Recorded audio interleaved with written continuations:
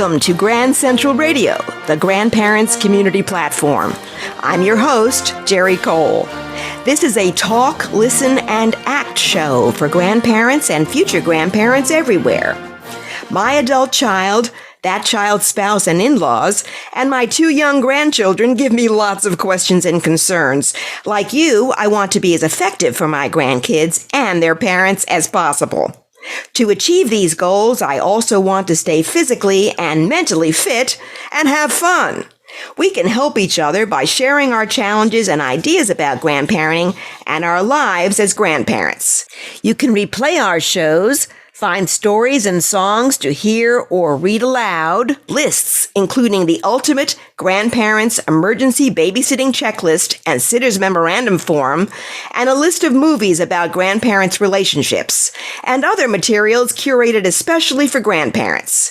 And contact me, Geri Cole, on our secure website, grandcentralradio.com, or at geri.cole@grandcentralradio.com. If you would like to participate in the recording of one or more of our future podcast episodes, or if you suggest a possible sponsor of our shows or website, please email our show's producer at info@grandcentralradio.com. We appreciate art, we love nature, and we want to pass on that appreciation and love and share them with our grandchildren. Our discussion topic today is introducing grandchildren to nature through art, and to art through nature, with our special guest, Kristin Reiber Harris, an artist, animator, educator, and creator of short animated documentaries about the natural world and her transition from rural Virginia to Brooklyn in New York City, and 3 coloring books celebrating the flora and parks of New York City. She produced educational media for 34 years, including series for HBO Family, HBO Latino, PBS, and the U.S. Department of Health and Human Services. She taught art in college and developed workshops teaching children in grades K through 12 to animate their own experiences in the natural world. A devoted grandma, she is committed to visual storytelling about that world, both static and animated, and to encouraging careful observation of nature and our connection with all life. You will hear on this podcast Kristin's personal views on this topic. Those views do not constitute the views of any of her publishers, sponsors, syndicators, or affiliates, or any legal, medical, mental health, or other advice by her, me, or Grand Central Radio. We urge all listeners to discuss with their legal, medical, mental health, and other advisors and counselors their particular concerns and difficulties that might require professional intervention. Kristin, thank you for joining us on Grand Central Radio. Well, hello, everyone. I really appreciate this opportunity to talk about 3 aspects of my life that have been very important to me for over 50 years, and to think about that intersection in a way that I wouldn't if I weren't having this conversation with you. And those 3 are kids and kids in education, art, and the natural world. And I've been very fortunate to be a teaching artist for 50 years, and I'm looking forward to this conversation. Well, that's wonderful. You have a degree in fine art from the University of California in Los Angeles and a master's in fine art from George Washington University. When, where, and why did you discover your connections to art and nature and link them to one another? Well, it's interesting when I saw your question, because I realized that for me, nature was first. I was incredibly lucky to grow up on an old farm in Northern Virginia and have 20 acres of fields and woods and trees to wander. And so as a young child, I was hooked. In fact, I was very entertained recently when I saw in my baby book that my mom said as a toddler, I would just go stand at the front door, like, get me out of here. I want to be out there. So that was really the first. It was having an opportunity to really roll in the grass and climb trees as a kid. I went to UCLA to study Latin American studies. I did not go to study art.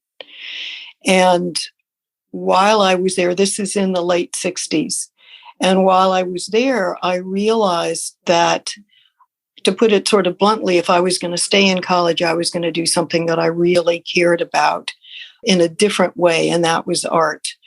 Because I'm not a scholar, I'm a creative, and I make things. So the art connection came as a college student, and my subject matter, literally for the past 50 years, has been probably 90% plants and flowers and aspects of the natural world that engage me physically and visually. My dad had a big garden and my mom was a gardener. So appreciating the natural world was something that I grew up with. And as an artist, as a student, obviously you're being directed in what you're doing. But I realized that what I was seeing, what was stimulating me visually, were aspects of the natural world. So they really happened simultaneously. There wasn't a shift from one to the other. Because the nature was first, when the art was evolving, it naturally became the subject matter. I understand that. How did you develop and how do you maintain your knowledge and experience in educating children about art and nature? Well, again, I was even as a college student, I worked in a daycare center. So I love children. And on a good day, I say my mental age is 5 because I have the greatest respect for 5-year-olds. So I have been working with children for a very, very long time. And when my kids were little, I'd volunteer in their classrooms. And one of the things I do we'd go in and read a book because I like the idea of reading too. And then we do an art project related to that. So I've just been working with kids for 50 years. And of course, as we all know, we learn by doing and doing more and more and more. Right. Now, with all that experience you've had working with kids in the art and nature setting, what have you found to be the challenges to teachers, parents, and grandparents in talking about art and nature with children from toddler through high school? And how do those challenges vary depending upon the ages of the children? Well, I prefer to not see challenges, but to see opportunities. And I think possibly critical is that you are showing your own appreciation and respect for the natural world. So if you don't have that, it's kind of hard to pretend, just as it is with art. And I think hopefully we all are deeply in love with our Mother Earth, and we want to share that. And it's not something that's hard for us to do. And of course, it is very age. I mean, a 3-year-old, my grandson's 3, he's not like every other 3-year-old, or just like a teenager isn't like every other teenager. But we trust our judgment on what's appropriate as we're interacting with our grandchildren or with anybody's children as to what's appropriate and what they can respond to. And now with my 3-year-old grandson, like walking him home yesterday, the 15 blocks or however long it was, I take him in the stroller to walk home, is where it's very windy and we're looking at the trees and what the wind is doing in the trees, and just being as aware of the environment as it is reflected in natural objects as opposed to concrete and fire trucks and other things that he's interested in too.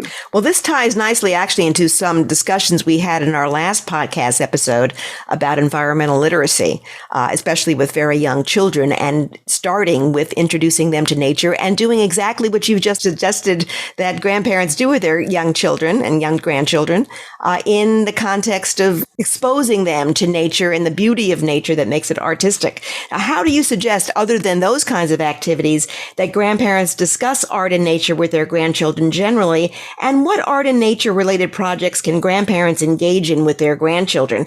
How do these discussions and projects vary depending upon where and with whom the grandchildren live? There's thousands of things that can be done, but of course, my sort of the bedrock and the foundation for me of all of this is drawing, and drawing is something that can be done by a 1-year-old with crayons on paper from the recycling bin. So the materials are readily accessible. And in terms of drawing. You can be drawing inside and telling a story about something that you did outside. You can be outside at the park doing drawings while you're there at what you're looking at. One of the things that I really like doing is I just started a nature notebook for my grandson. And what I've done in that is I have taped in leaves on one side, and on the other side, I have an outline of that leaf and the name of the leaf. And so when he goes into it in colors, because he's 3, he's certainly not paying any attention to anything except making marks on the paper.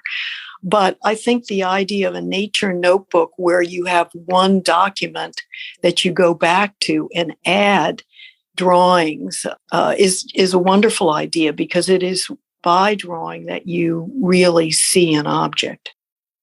And you could use this journaling approach, notebook approach for older children as well, couldn't you? Oh, absolutely. Absolutely. And I mean, they would be much more proactive. I did a great program when I was in Lynchburg at the Mayer Museum, and we had these nature notebooks.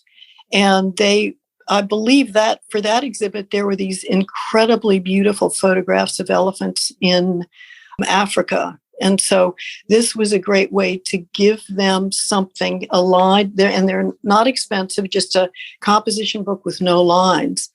And that would be something that they could keep and go back to. Right, and treasure it. And treasure it when they're older and show it to their children and grandchildren at some point. Right. Yes, hopefully that would be it. So the other, I mean, in terms of nature and art, there are in smaller communities, there are wonderful art museums and galleries. And then in a place like New York City, there are incredible museums that have, I couldn't tell you what the percentage of art in the museum is directly related to the natural world, but it's very large percentage. So there's all kinds of wonderful things to see that artists have done since really the beginning of time as an inspiration. Well, hoping we're coming into at least a temporary respite from the pandemic, but we're all aware that the COVID-19 pandemic has affected all of our lives. How has it affected the discussions and projects that you suggest between grandchildren and their grandparents? Well, unfortunately, it affected me personally by having COVID and also my grandson having COVID. So there were times when we couldn't see each other at all. But it hasn't been something that I've discussed with a 3-year-old, and we get to the park as often as we can. So right now it's more our outdoor activity, because outdoor activity was never really something that you could not do. We've been able to do that together, and that's made a huge difference. Mm-hmm. I'm sure you're looking forward to those moments with him, and it's even richer because you've been deprived of it for such a long time. How and where can we obtain more information about talking with grandchildren and organizing projects with them about art and nature? Well, I'm going to be providing a list with PDFs that Geri's going to tell you about in terms of resources. But YouTube is a wonderful source. I am a huge advocate for doing things with paper. I love paper. My work for 50 years has been on paper. So I like making animals out of paper, not just drawing it, but having it, working dimensionally. And there are all kinds of wonderful resources online that can help you if you need to see somebody doing it. Also, a lot of parks have wonderful educational programs, and on their websites, they have ideas for activities. There's North American Association of Environmental Educators, which is a fabulous resource. You don't even have to be a member to have them send you a newsletter to get access to all of the resources that they have on their website. So I recommend that very highly as a wonderful source of ideas. In fact, one of the ideas I just got from them was that in May is the International Migrating Fish Day, and they're having a fish flag competition. And I think that's just a wonderful thing to focus on, because most of us don't think about migrating fish. And it's a great activity. Okay, let's make a fish flag. And even better to look at what the Japanese have done making fish flags. They're really, really beautiful objects. So there's lots out there. Well, our other guests, please ask Kristin Reiber Harris your questions and share your ideas about introducing grandchildren to nature through art and to art through nature. Dorothy in Scarsdale, New York, what are you thinking about talking with grandchildren about this topic? Well, one thing I'm wondering about is the nature of the materials that are used. I mean, I like to draw, and I'm pretty good at it, drawing with, I actually took a class in botanical drawing last summer, and we learned how to draw with colored pencils and with watercolors. And having really good materials made a huge difference to me. So when I hear you say crayons, I just kind of cringe, because my memory of crayons from when I was a kid is that they didn't actually, result in really nice pictures. And so I'm wondering, at what age is it appropriate to give children, good materials like pastels and watercolors and black pens and that sort of thing? Well, I'm smiling when you're talking about crayons, because I have spent years working with something I call expensive crayons, because they are. But Caran d'Ache makes something called Neo colors, which are beautifully saturated. They look like crayons. I mean, they're the same shape and wrapped in paper and everything. So there are materials that are as immediate and direct as working with crayons. I hear you. Crayons, haven't been the most elegant tool to use to make art. But I think, because I certainly am very much in favor of grandparents supporting interests financially. And so I would say that, the investment comes when you are satisfied that there is true interest and they're not going to be wasted.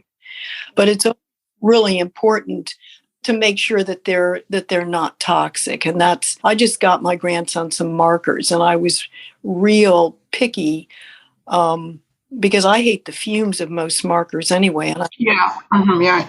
So you have grandchildren, Dorothy, that are expressing real interest, and you want to invest, or you? Well, I have a grandson who is, in my view, and his parents, a brilliant child, and he is very interested in nature. He goes around and collects sticks and stones in his little basket, but unfortunately, he does not have much manual dexterity. His idea of coloring and drawing is a little bit disappointing. So that's another question I'm thinking about when I hear you, because I think that, sometimes when you draw a leaf and he draws a leaf, they might not be at all similar, Oh, I'm so glad you brought this up, because I made a little list of guidelines, and one is easy access to supplies. I remember where the drawer was in my kitchen as a kid that had the clay in it, but also to be totally non-judgmental in in your interaction with what they're doing. So that's not reasonable to think that a child is going to draw the same way an adult does, even if the adult doesn't have any experience as an artist. It's not realistic, but it's also not the point. The point is his creative expression. And obviously, the more he does it, the better he gets at it. One thing I've seen on this, I follow this Facebook group for nature journalists. If you don't know it, you should follow it. I mean, it's just really full of amazing drawing methods. But one thing I've seen a number of people do is that they have parallel journals they keep with their kids, so that the mother and the child both look at a leaf, and they have their own journals that they, record this in. And it can be, I think the modeling can be a good thing for the child. Oh, absolutely. Yeah. I mean, I would say definitely have do your own drawing while your grandchild is drawing.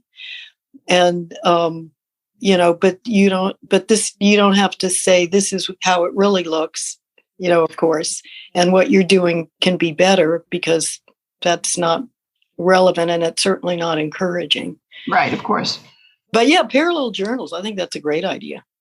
Or I've had my grandson draw in my notebook, in my sketchbook. So it can go both ways. Yeah, you're right. I did that too. When I was down in South Carolina with my grandson, it was right after I'd taken my botanical drawing class. So I had my materials down there and I had my notebook down there.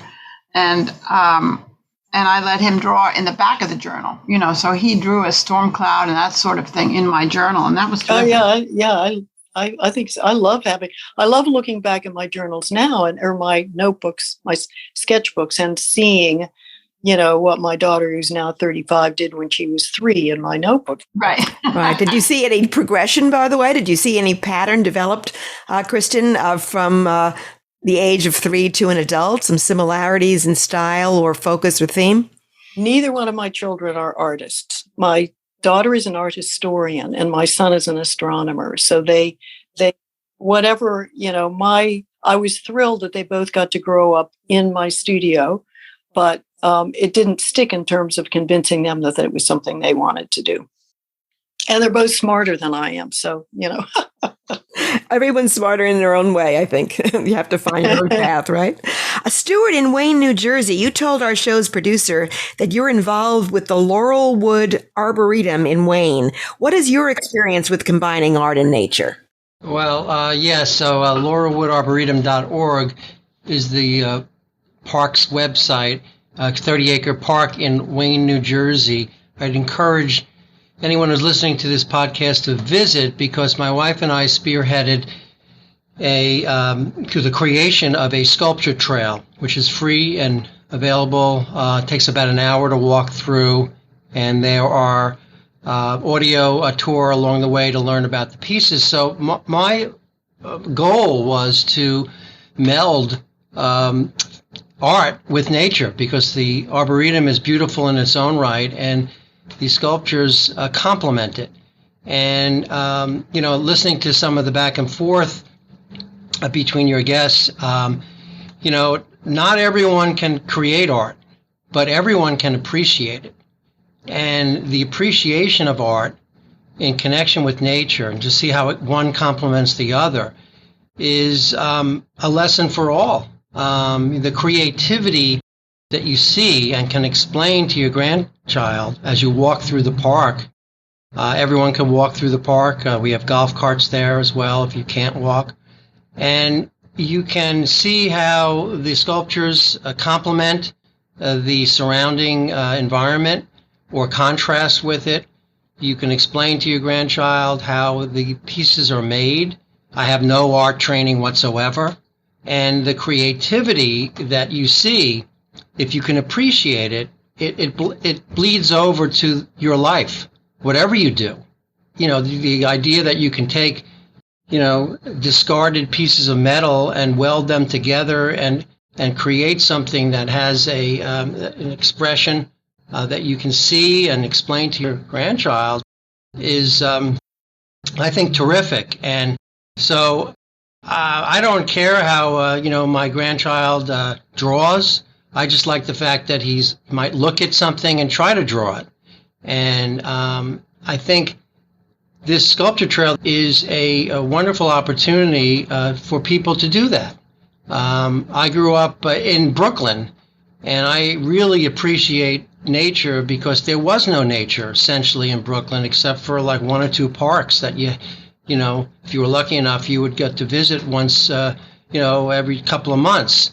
And when I was a young child, we spent them in the summers up in the Catskill Mountains of New York, and that really influenced me. And that's why I loved my involvement with Laurelwood.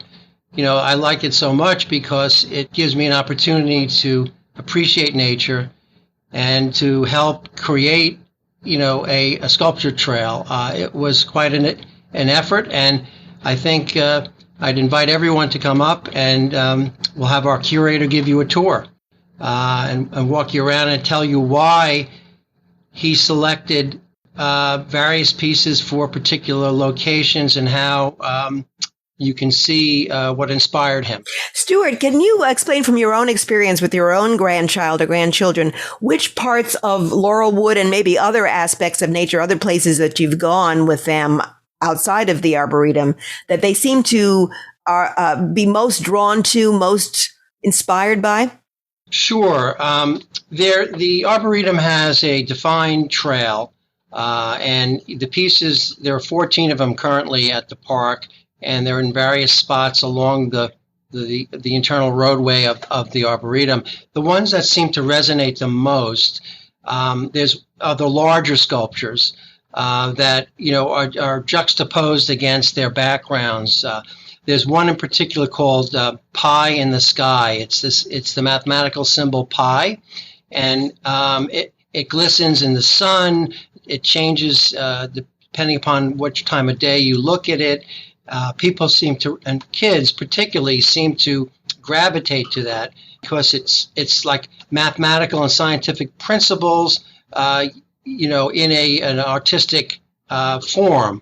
And they seem to like that one the best, as well as there are two sort of large-scale Stonehenge-like faces, visages that are made out of brick, that are like African-oriented, that have religious sort of connotation to it, and there's a story behind it. So if something has a story that and you understand what the artist was trying to do, that particularly resonates with young kids. We also had a family day this past spring where we had art educators take children out to particular sculptures, and they did a lesson plan about the sculpture, had them draw, had them paint, had them try to create something out of clay.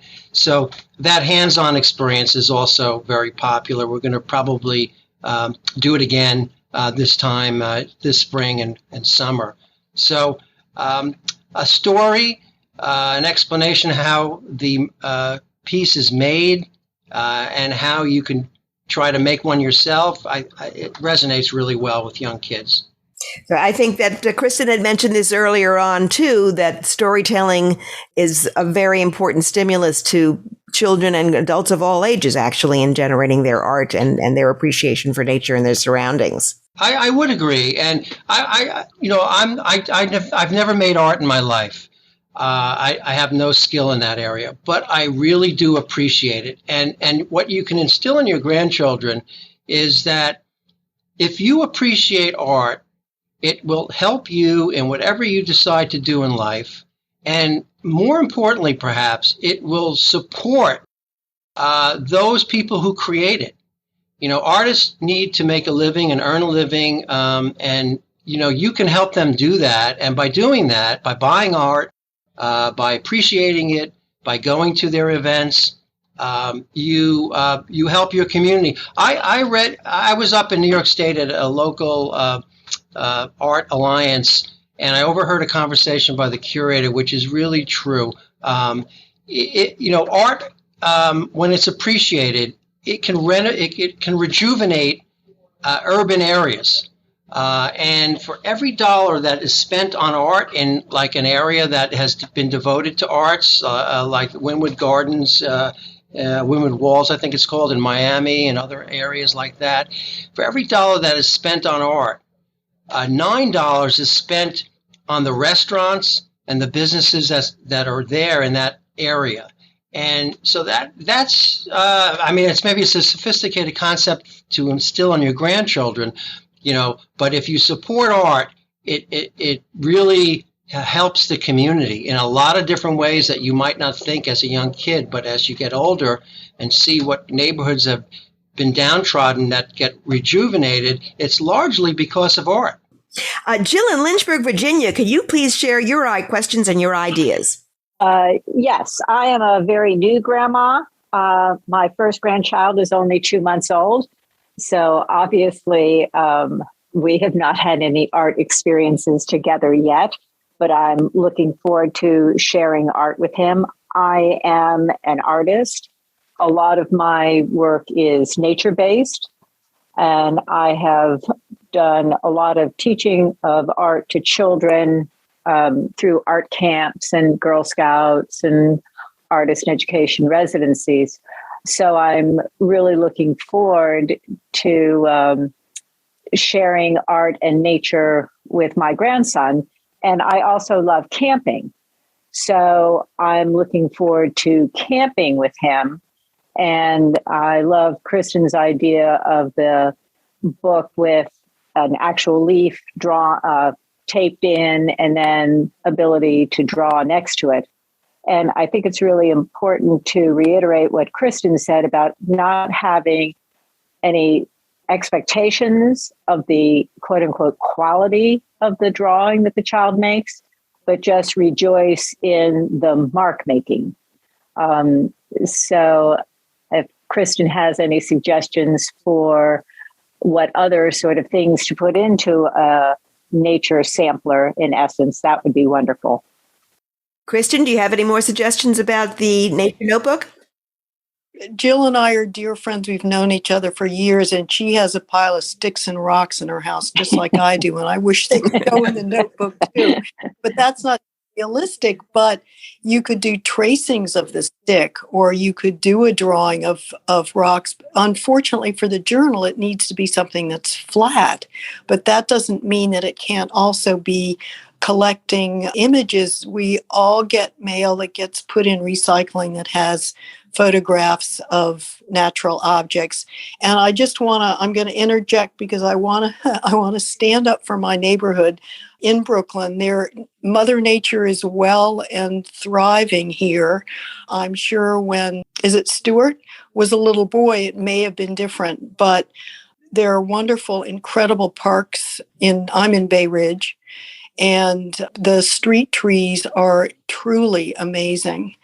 And the city has a street tree map, and I can go in and identify any tree by location and get information about it. So Mother Nature is everywhere, even if it's 2 square inches of dirt.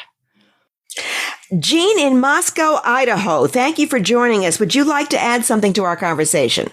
I've had a question formulating here, listening to all of you talk.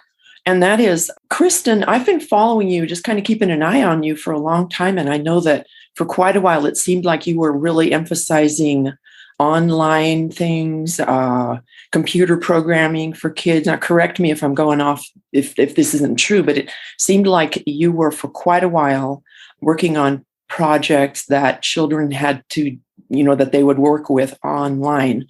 And I've noticed that more recently, your artwork is very direct between you and your materials and your paper, usually. So I wonder if you have any thoughts about this conundrum that we have with our grandchildren who've grown with, they're born with cell phones in their hands. And me as the grandparent now, I have a continual frustration with technology. I admire you so much because I think you've jumped on the bandwagon early and it doesn't give you that much trouble. But I wonder if you have anything to say about online art activities, production versus the directness that I also see in your work now, especially. Well, thank you for asking that question, because one of the things that I intend to emphasize in this conversation today is using iPads or making art, and also for animation. And partially because it's really fun. And it's also something that, as we all know, is easier for the children in a way because they've grown up with it. But there are some incredible apps for teaching kids animation that are very accessible. I mean, in my years of doing workshops, I sort of determined that by the time kids were 7 or 8, as much as one can generalize, they could understand the concept of sequential imaging, meaning you're doing this series of drawings and they need to change a little bit over each one over time in order to create an animation. But it really, talking about animation, just not even doing it and all of the aspects of eye science and why do we see sequential images as a single moving, and then the act of creating it. And in the workshops, I have a blog. I'll put a link to some of the workshops I've done with kids where we go out in the woods and then you come back into the workshop at the art center or nature center and you animate, meaning you make a series of drawings that that tell a story about some creature that you saw. And it's a wonderful way to have balance. I think both are really important. I did develop and produce apps for a while. Now my situation has changed in that I left my connections for teaching and have been really involved in my own work.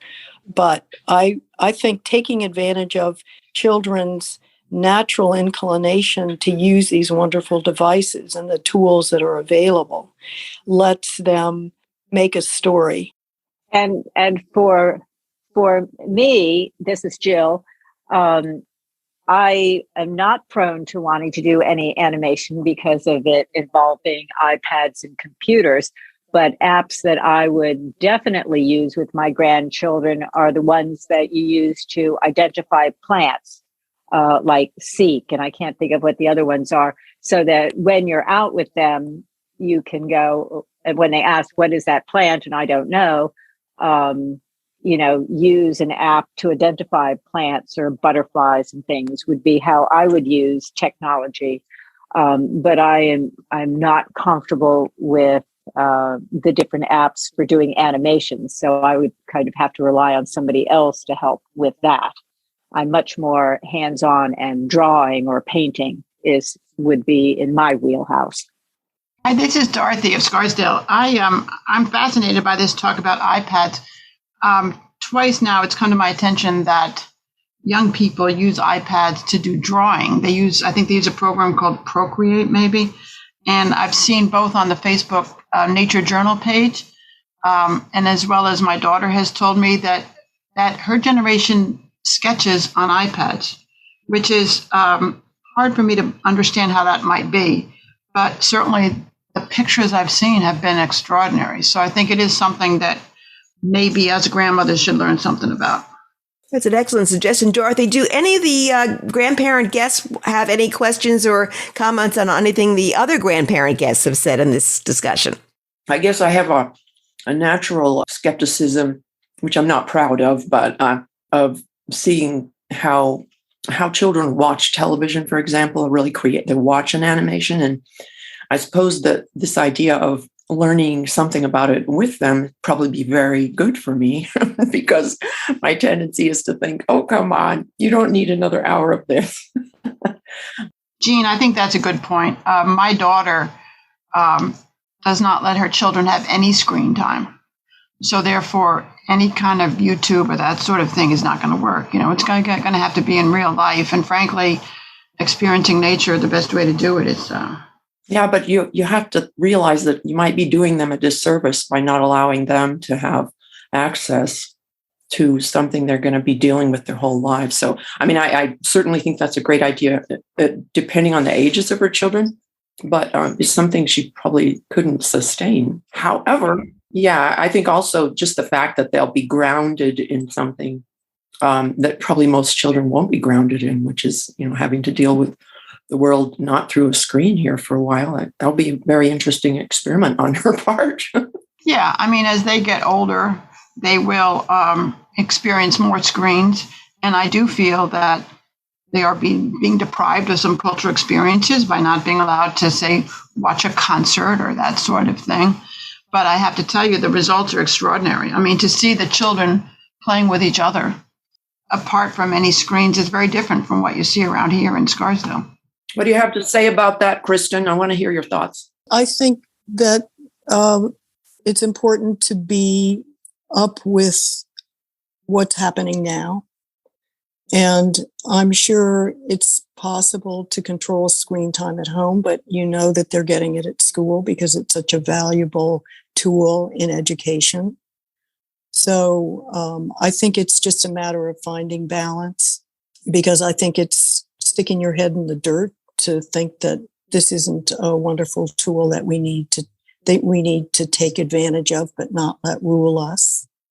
And And I think there's a big difference between learning how to animate and create for a screen instead of just blankly sitting in the screen being a receptor. Oh yeah, totally. Yeah. So I can see the absolute benefits of learning Procreate and drawing or sketching on an iPad or computer. It just, that does not interest me at all. And I work in an art supply store part-time, and I am shocked when college-age students come in and all of their artwork has been done on computers, and they're really nervous about, I've never held a paintbrush before. I've never touched, paint. And so for me, it's such a physical act, and the sensuousness of paint and getting it on your hands and working with it, to me is critical. And for little kids who are sensory creatures, touching and holding and molding, to me, is absolutely critical. And obviously it is age dependent. A 3-year-old's art experience is going to be very different from a middle schooler's. But I would always want any age child to have experience with physically holding and manipulating art supplies. Yeah, and making marks. And making marks, lots of marks. Yes, lots of marks, but hopefully not on the wall. Yes. Could all of you comment on your experience with access to these art supplies? Many of us live in communities where they're readily available to children of all ages, but not everyone lives in that kind of a community. What can grandparents do with their grandchildren where they don't have ready access to paints and canvases and easels and other types of supplies that you would find in a nice art store in a more affluent area? Well, there's nothing better for me than going into an art store and seeing all the supplies. I was down in Savannah, Georgia, and there's an art school down there, and I went in the art store. I was just delighted, to be surrounded by all these materials. I adore them. However, I will say that, the woman who taught me the botanical drawing class, she has a website where you can order art supplies, and I see on the Nature Journal page on Facebook that there are a lot of places to order these from online. So even if you don't live in a town that has an art supply store, I think they're easily come by. And yes, you can get just about anything online. And I think the other thing is you have to consider people's budgets, and you don't have to have fancy art supplies in order to do mark making and art with children. If you have, as Kristin said, paper from the recycle bin and a pencil, you can do amazing things with learning about nature by sketching or making rubbings of things with crayons. Rubbings of bark and stuff. Yeah, they're great things to do with rubbings. I'm a big believer that you can basically take almost anything and make art out of it. For example, I've always had a hard time pitching out favorite dishes that might break. So I basically have a place in my yard where anything that breaks gets thrown into that path. And then I've had a lot of fun. I also go to secondhand stores around here sometimes, and I'll buy plates because they're cheap. I feel kind of bad sometimes because I'll buy a yellow plate and then I just come home and put it under canvas and bash it up with my hammer. And I've done some bird baths, and I've held little classes where I teach art camps as well, where the kids will make mosaics and or garden step stools. I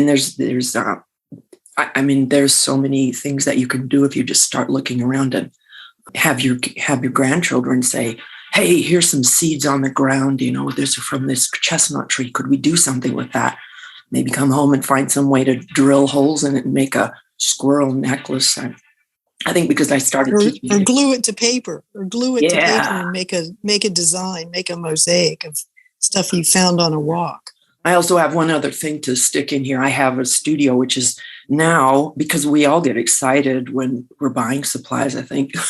Now I feel like I can't use up all the supplies I have if I had 2 more lifetimes. So it's a question of trying to, give some things away, offer them to art teachers, or maybe sell some things if they're valuable and you don't care like giving them away. But I have known a lot of people who get so much joy out of purchasing things and then having them and never using them. So That's true. It's like all those knitters who have all those balls and balls of yarn. But I think that it's sort of scandalous how poor art supplies can be in public schools. And, they just don't have good supplies in some of them. And so that would be a good place to give these extra supplies if possible. Sure. Yeah.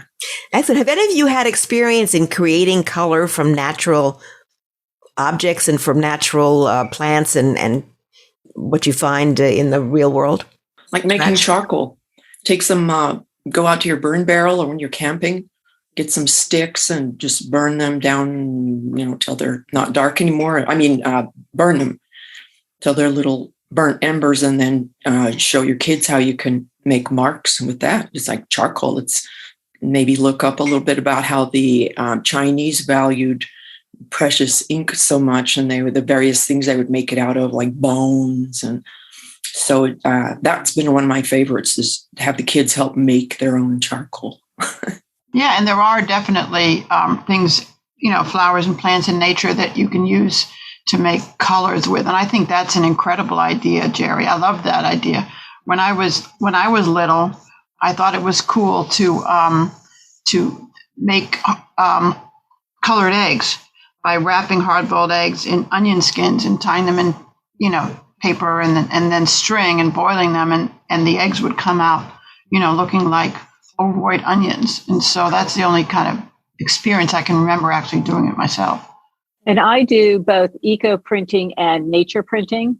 So with nature printing, you take the actual leaf and roll ink on it and then press the ink side down onto paper or fabric. I also do eco printing, which is where you take leaves, put them on fabric or paper, and then simmer it for, 2 hours or something. And the pigment in the leaves transfers to the fabric or paper. So I do both of those, which with supervision can be done with children. Finding various windfall leaves and taking paper or fabric or a t-shirt and layering it up. And then obviously the supervision comes in during the boiling process, like with the Easter eggs. But that's a wonderful way to get imagery onto fabric and paper.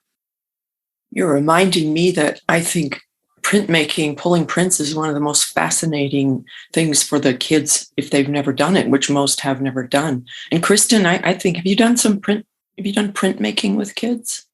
I think in Lynchburg, I think I did do some woodcuts with kids, but there's potato prints. There's a million ways that you can create relief prints to work with kids that doesn't involve sharp knives and pieces of wood.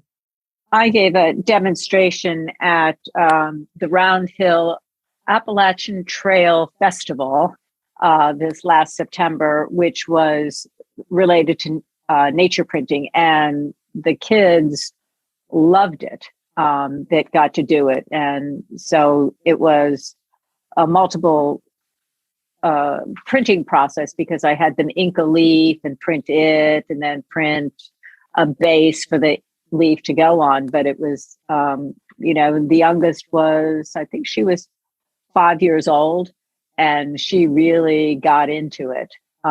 So printing, and I'm a printmaker, and the nature printing aspect can be done with any age child, whereas, as Kristin says, with wood and linoleum and sharp tools, that's not as accessible for little kids, and also probably for most grandparents, because that would be an investment in tools and printing plates, whereas if you do nature printing, you need the ink and a way to apply the ink, and so it's really quite accessible to all ages of children and a variety of financial budgets. So, Stuart, you said you haven't done any artwork, but are you getting kind of excited now? Got a couple of ideas?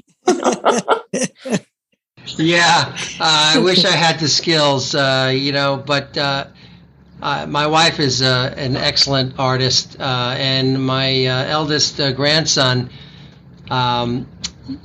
I think has a lot of talent from what I'm seeing, and I enjoy that. I hang his pictures up in my office and try to encourage him to continue to do things like that. And that's where I see my contribution is to be a cheerleader, to encourage anyone I know who expresses an interest in art to keep doing it and support artists if you enjoy it.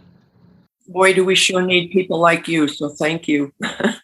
Yes, Stuart, thank you. But you're talking to a bunch of art teachers who think that anybody can make art. So when you say you don't have the skill, I don't believe you. I mean, I think I'm very creative. I come from a family. One of my cousins is a very successful actor, a Hollywood actor, and so we have that in our family where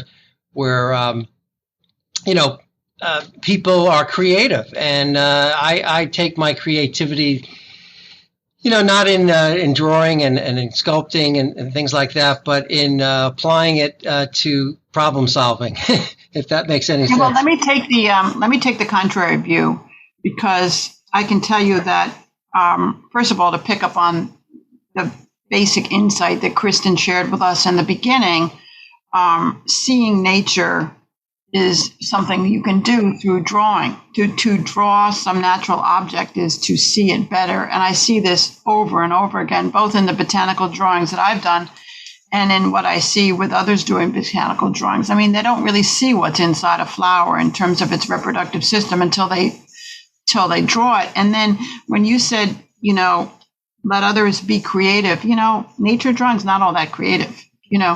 What it is you look at something, and like, even if it's just a stick or a stone, and you draw it. And the worst kind of drawings are those where people they make it up out of their head what they think a flower should look like. But if they're actually looking at the flower and drawing it, it will be pretty good, I think. And I take a contrary view to that. I think for people who are uncomfortable with drawing, the point isn't necessarily to make it realistic, but how does it make you feel? Is it the color that excites you? So get some color down. But I think when you try to go, if it's not realistic and perfect, it's no good, that can be unbelievably frustrating and discouraging when you're working with children. Because when I lead tours as a docent at the Mayer Museum in Lynchburg, when you ask a second grade class who's an artist, every child raises their hand. When you ask the same question of fifth graders, only 2 or 3 raise their hands, because by that point they've decided that if their work doesn't look like an adult's work, it's no good and they're not an artist. They've lost that joy of mark making and being creative, and so I think that's why it's so important, as Kristin said, to not be judgmental when you look at the work. And when I work with kids and we're drawing, I'm like, well, what color is the tree's trunk? And I'm like, it doesn't have to be brown. It could be purple. It could be any color. Pick what it is that you want. The point isn't to look like everybody else. The point is to make art that is you. Okay, well, I wasn't suggesting it's about creative expression. I wasn't suggesting that when you sit and when Stuart looks at a stick and actually, does something that looks kind of like the stick, that it has to be perfect. And I wasn't saying there's only one way for it to look. I was just saying that you can be, a wonderful artist if you just look at things and draw them as you see them. And obviously they're all going to be different, I think it comes around to a foundational thing Kristin's mentioned, which is, expression and then mark making. Just the mark making itself gives a child such wonder. I think sometimes taking things and making their own out of it, making their lines or their smears of color, whatever. I think that's the enchantment that I enjoy or hope to enjoy with my granddaughter as she grows older. Yeah, it's about creative expression and validation. I am here. I made a mark. And if you look back at the rock drawings from, X number of millions of years ago, I'm not getting the right numbers, but making marks is part of what being a human is all about. Hear, hear. Well, I think that is a wonderful place to wrap it up for us. What a fabulous interchange discussion among all of you today. The takeaways from our discussion about introducing grandchildren to nature through art and to art through nature are so many, but I'll try to summarize them here. First, to encourage an appreciation of art and nature, spend time with your grandchild, reveling in both of them, including visiting the Laurelwood Arboretum in Wayne, New Jersey, or its website, laurelwoodarboretum.org, or better yet, both of those, where you can find a sculpture trail and items on that sculpture trail that will appeal to each level of childhood of your grandchildren. You can explore creative materials with your grandchildren. You don't necessarily need expensive art materials for your grandkids or you to be creative. Use whatever is available in nature or otherwise in the real world. Recycled paper, rubbing crayons against stones. Guidelines that Kristin pointed out to us were making those supplies, whatever it is that you decide to use with your grandchildren, easily accessible to your grandchildren. They don't have to ask you for permission to use them. They know where they are in your home and in your yard. Encourage your children, your grandchildren, to make marks as their art. It doesn't have to be perfect, technically competent. It needs just to express what they're feeling and what they're seeing, validating their expression as artists, however old they are or not. Be non-judgmental in your interaction with your grandchildren regarding art. Participate in the activity. Draw yourself while your grandchild draws or otherwise it creates art. Express what you and they feel. For example, you could create parallel journals or parallel nature notebooks for you and your grandchildren. Combine storytelling with art and nature in order to inspire and encourage your grandchildren to participate in these activities. For additional resources, you can go to YouTube and other online resources, including animation instruction videos, work with paper, 3D animals. Parks and museums and libraries provide a lot of resources and materials and reference materials for you and your grandchildren to enjoy and revel in. The North American Association of Environmental Educators has materials and suggestions in this regard, including their International Migratory Fish Day in May. So you can create a fish flag with your grandchildren and find other additional resources that Kristin will supply to us on grandcentralradio.com. Thank you to our special guest, Kristin Reiber Harris, and all of our callers and listeners. Watch for our announcements of our next Grand Central radio show. Our podcasts are posted to iTunes, iHeart, TuneIn, Google Podcasts, Spotify, Stitcher, Blueberry, Listen Notes, YouTube, and our secure website, grandcentralradio.com. Until then, please contact me, Geri Cole, on our secure website, grandcentralradio.com, or contact our show's producer at info@grandcentralradio.com if you have questions or suggestions for us or any of our special guests. If you would like to participate in the recording of one or more of our future podcast episodes, or if you suggest a sponsor of our shows or website. Stay well, safe, and secure, and happy grandparenting!